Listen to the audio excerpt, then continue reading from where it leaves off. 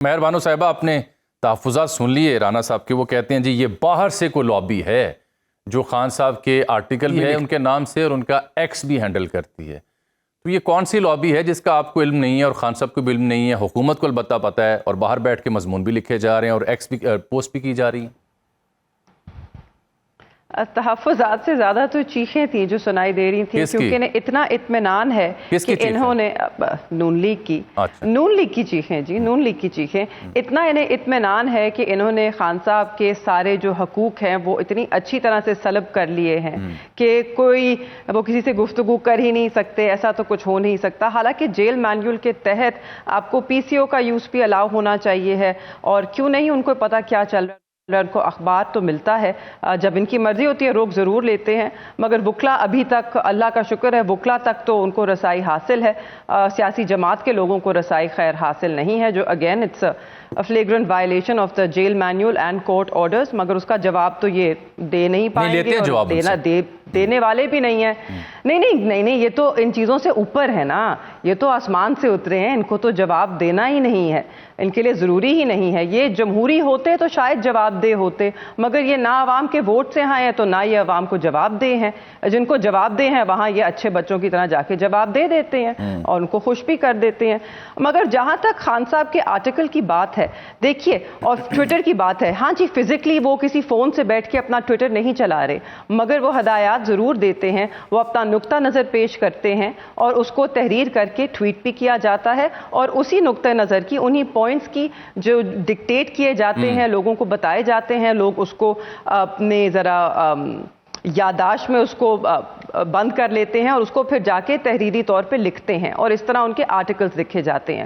تاریخ مگر اس بات کی گواہ ہے کہ ہم نے دیکھا بہت سے سیاسی قیدی ہیں، انہوں نے جیل میں انٹرویوز بھی دیے، کتابیں بھی لکھیں اور وہ شائع بھی ہوئیں. مگر بدقسمتی سے پاکستان میں جمہوریت کا یہ حال ہے اور بنیادی حقوق کا یہ حال ہے کہ یہ سب حقوق جو ہیں یہ عمران خان سے میسر نہیں، اور حکومت کو شاید اس بات پر بڑا فخر ہے. آپ نے چونکہ پاور شیئرنگ فارمولا کا ذکر کیا، اپنی پرفارمنس کا ذکر کیا، ایک پرفارمنس ہے جو پلڈیٹ نے بھی جاری کی ہے، نظر رکھتی ہے قانون سازی کے اوپر. یہ بتاتے ہیں یہ قومی اسمبلی ہے، اس میں 1 گھنٹہ کام کرنے کی لاگت جو ہے تقریباً 60.8 ملین روپے فی گھنٹہ آئی ہے اسمبلی میں.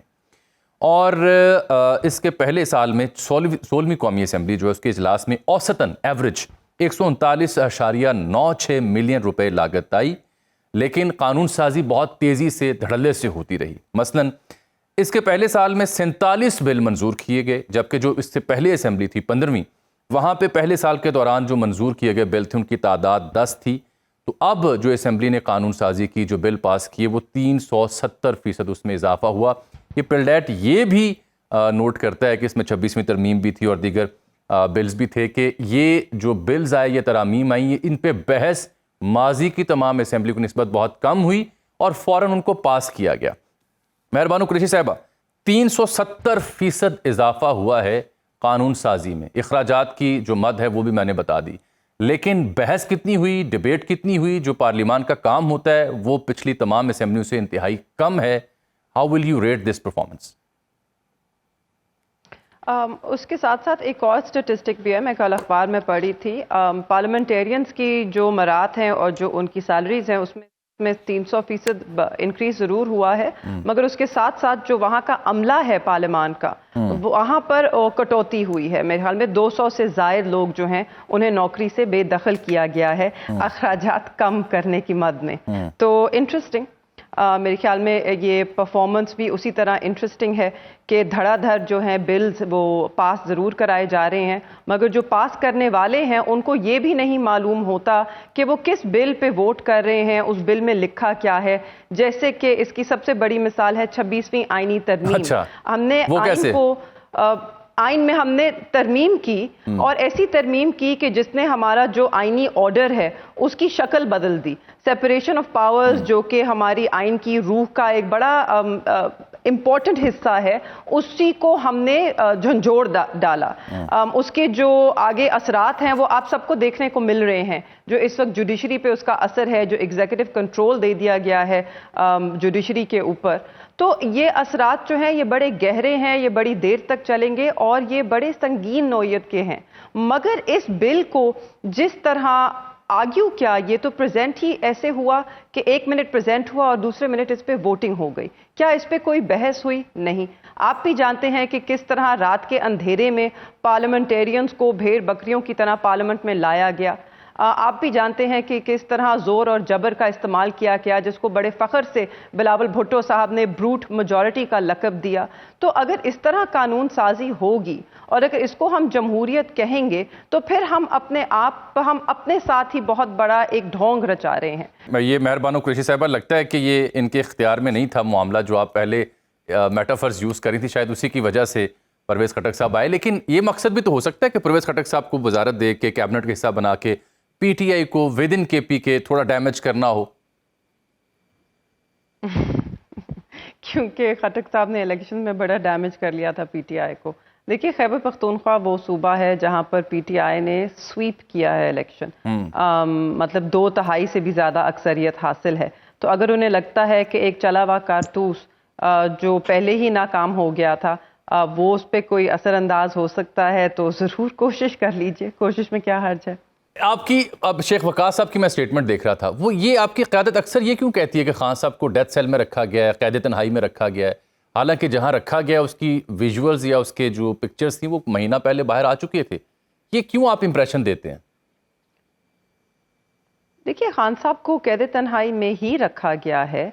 خان صاحب کو ان سیلز میں نہیں رکھا گیا کہ جن میں میاں صاحب کو یا زرداری صاحب کو رکھا گیا تھا, یا جو فیسلٹیز انہیں میسر تھیں جو ایک سیاسی قیدی کو ملتی ہیں, وہ فیسلٹیز ان کے پاس نہیں ہیں. وہ ڈیتھ سیل سے کم نہیں ہے کہ جس کمرے میں انہیں رکھا گیا ہے. ہاں, جب جج صاحب نے وزٹ کیا تھا اور انہوں نے خود دیکھا کہ وہ کتنا تنگ کمرہ ہے تو انہوں نے بیچ میں سے دیوار گرائی تھی کہ 7 والا بیرک بھی اس کے اندر انکلوڈ ہو جائے. اس کی پکچرز بھی ہیں, شاید تھوڑی جگہ بڑھ گئی. اس کے بعد جو بھی انہیں اس وقت فیسلٹیز حاصل ہیں وہ جیل مینیول کو آپ سائٹ پر رکھتے ہیں.